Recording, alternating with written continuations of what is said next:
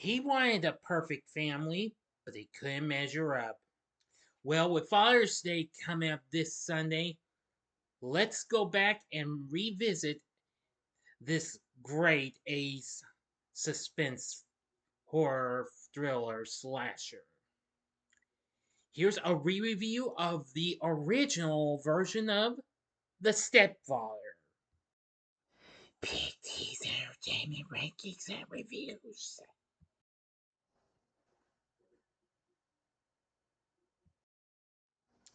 So, greetings, my fellow YouTubers, and welcome to Big D's Entertainment Rankings and Reviews. My name is Noel, better known to as the Big D, and this time around I bring to you a re-review of the 1987 psychological horror flick, The Stepfather, released by ITC, distributed by New Century Vista. Starring Terry O'Quinn in the title role, along with Jill Schoelen and Shelley Hack. Now, O'Quinn stars as an identity-assuming serial killer who marries a widow with a teenage daughter. Having killed his previous family and changed his identity, his murderous tendencies continue after his stepdaughter becomes suspicious of him. Now, the film is loosely based on the life of mass murderer John List, although the plot is more commonly associated with slasher films of the era. The film was written by Donald E. Westlake from a story he co-wrote with Carolyn Lefcourt and Brian Garfield of, well, who of course was the guy who wrote Death Wish, with an uncredited rewrite by David Lowery. The film was directed by Joseph Rubin, as I've said already, and was released on January 23rd, 1987, and was well received by critics and what have you. So now let's get into the story. Henry Morrison washes off blood in a bathroom, changes his appearance, puts his belongings into a suitcase, and leaves through the door of his house, the front door that is, nonchalantly passing the butchered remains of his family. Boarding a ferry, he throws the suitcase containing the items and that was from his former life overboard. 1 year later, Henry, now a real estate agent named Jerry Blake, has married the widow Susan Main and is living in a suburb of Seattle. Jerry's relationship with Susan's 16-year-old daughter Stephanie is strained. She's suspicious of Jerry's intentions, but Susan and Stephanie's psychiatrist, Dr. Bondurant, urge her to give Jerry a chance. Meanwhile, Jim Ogilvy, the brother of Jerry's murdered wife, runs an article about his sister's death in the newspaper and attempts to find the man who killed her. While hosting a neighborhood barbecue, Jerry discovers the article and is disturbed by it.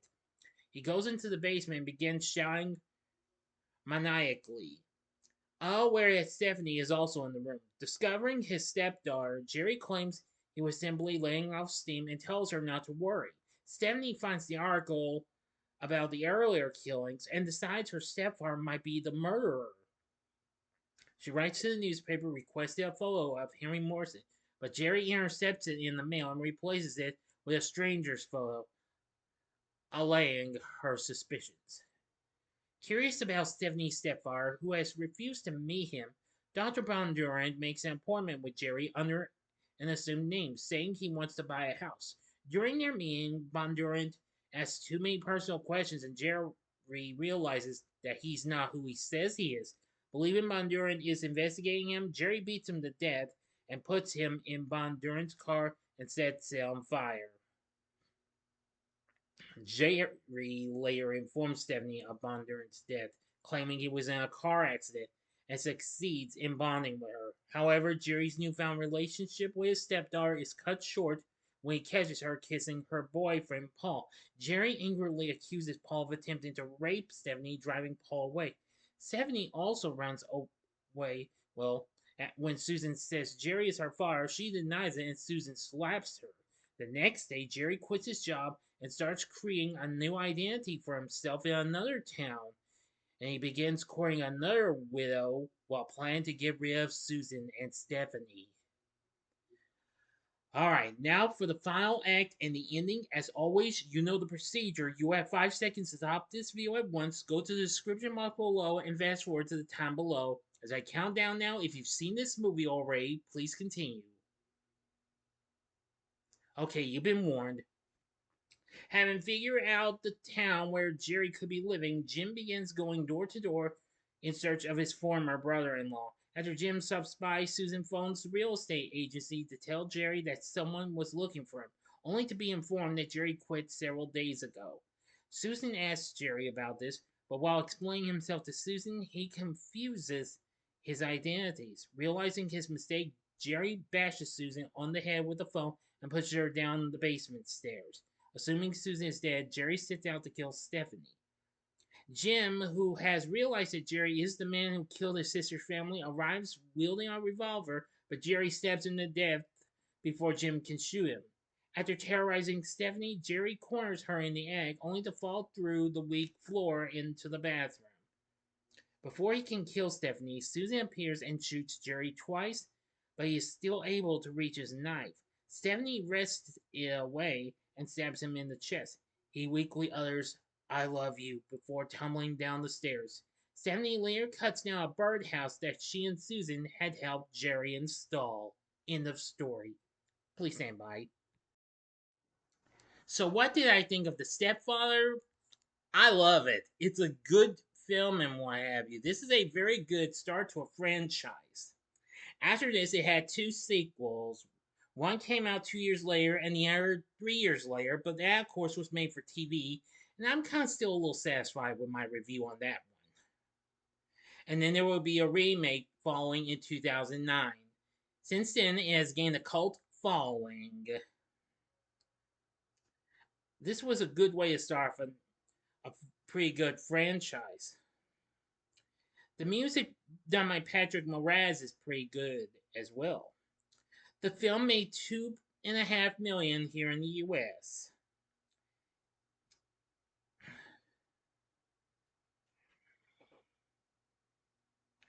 Anyway, the film has a good 89% on Rotten Tomatoes.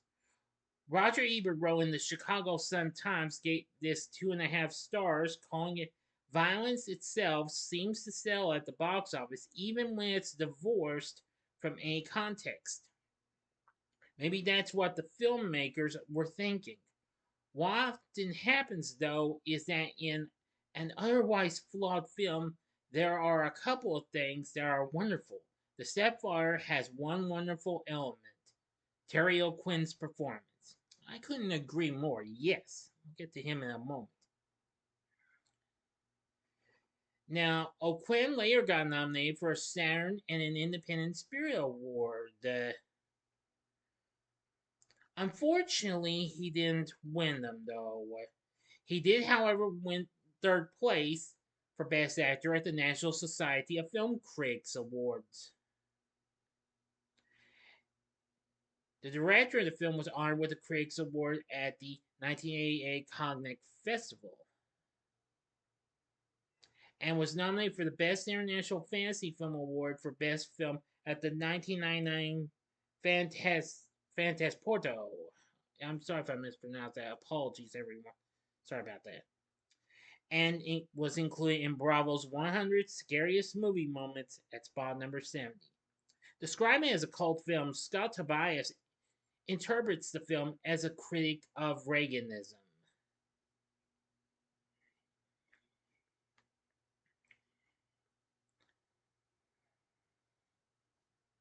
Anyway, I will say that I gotta give the film credit for what it had to offer.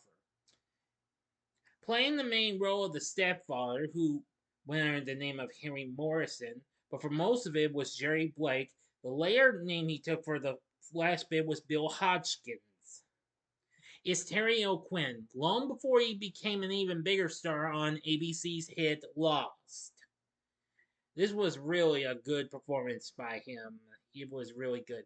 Playing Stephanie is the film that actually put her on the map of becoming a scream queen, Jill Schoelen, just shortly after she had recently done the made-for-TV film of Babes in Toyland with Keanu Reeves the previous year. Playing Susan is Shelley Hack, who was most people knew her as Tiffany in the fourth season of TV's Charlie's Angels. She's also known as the face of Revlon's Charlie perfume from the mid 70s until the early 80s. And she's been in lots of other films and what have you, including Annie Hall and Troll, which actually came out a year prior to Stepfather.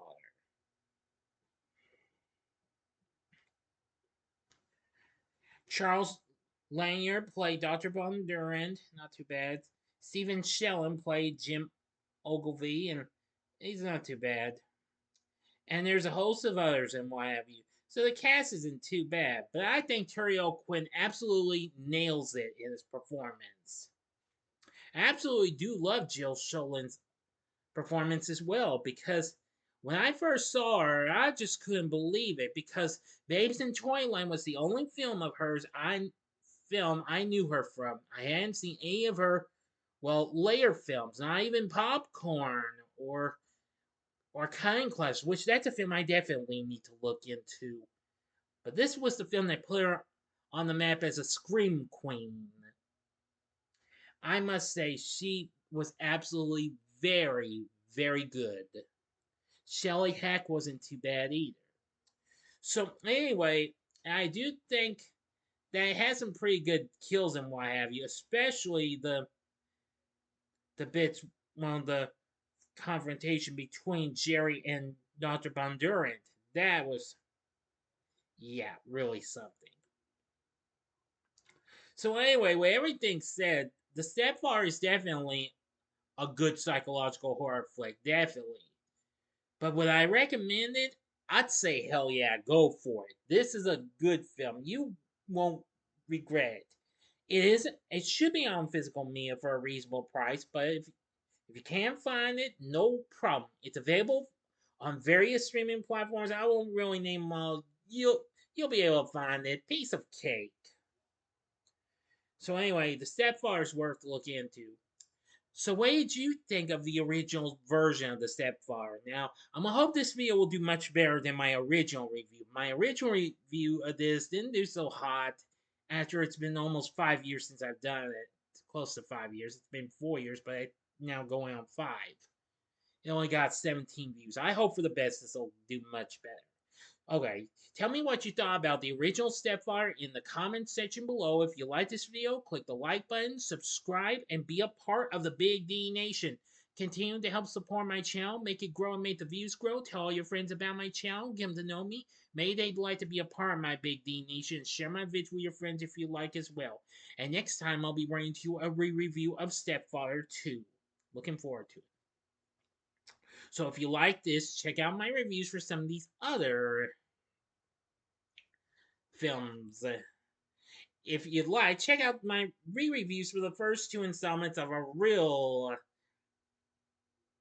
suspenseful film series and what have you with horror, which is really horror, Sleepaway Camp. Check out my re-review of the original from 1983 in the upper left-hand corner. The upper right-hand corner is my re-review of its sequel, which of course is Unhappy Campers from 1988. Or if you'd like, go to the bottom left-hand corner and see my review of the 2009 remake of The Stepfather.